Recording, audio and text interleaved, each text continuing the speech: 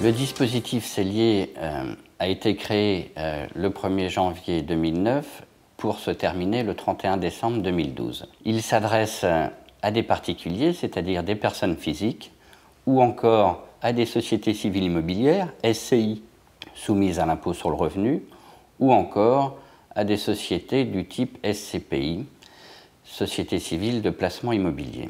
Ce dispositif permet de bénéficier d'une réduction d'impôt.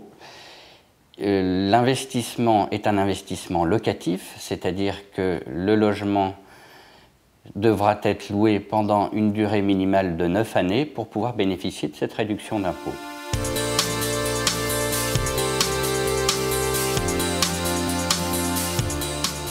Les logements concernés sont soit des immeubles neufs, c'est-à-dire qui vont être construits par un promoteur, soit encore des logements anciens et vétustes qui nécessitent d'importants travaux de réhabilitation ou de rénovation. Les critères qui sont pris en considération sont les ressources du locataire et également la zone géographique dans laquelle sera situé ce logement. Il existe 4 zones géographiques, A, A bis, B et C. Par exemple, les grandes agglomérations, les grandes villes sont en catégorie A. La zone A bis concerne Paris et un certain nombre de communes de petites couronnes autour de Paris. La zone C correspond aux petites agglomérations ou aux zones rurales et pour pouvoir bénéficier du dispositif cellier, elles doivent obtenir au préalable un agrément par le préfet du département. Il existe 2 catégories de logements concernés par le dispositif cellier, les logements dits BBC, c'est-à-dire bâtiments basse consommation énergétique, et les autres logements hors BBC. Un logement BBC est un logement qui répond à un certain nombre de critères et en particulier de performance énergétique, c'est-à-dire que ce sont les logements qui sont les plus écologiques et qui émettent peu de gaz à effet de serre.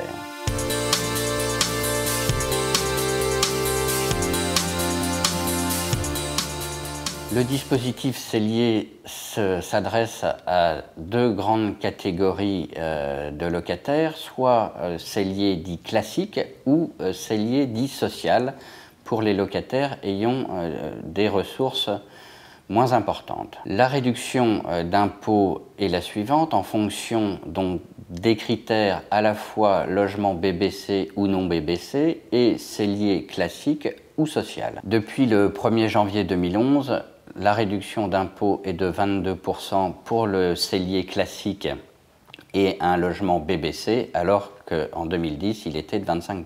Pour ce même type de biens immobiliers, à compter du 1er janvier 2012, la réduction d'impôt ne sera plus que de 18%. Pour les logements non BBC, la réduction d'impôt n'est que de 13%. Et à compter du 1er janvier 2012, la réduction ne sera plus que de 9%. Maintenant, pour le cellier dit social, depuis le 1er janvier 2011, la réduction d'impôt est de 32%. Elle sera que de 28% à compter du 1er janvier 2012. Pour les logements non BBC, pour le cellier social, les réductions d'impôt sont respectivement, depuis le 1er janvier 2011, de 23% et à compter du 1er janvier 2012, de 19%.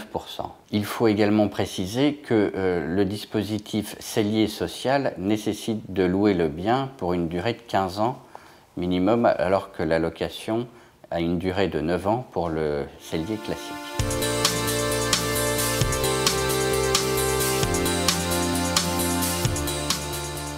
Par exemple, monsieur et madame Martin envisagent d'acheter un logement neuf situé dans une zone géographique A.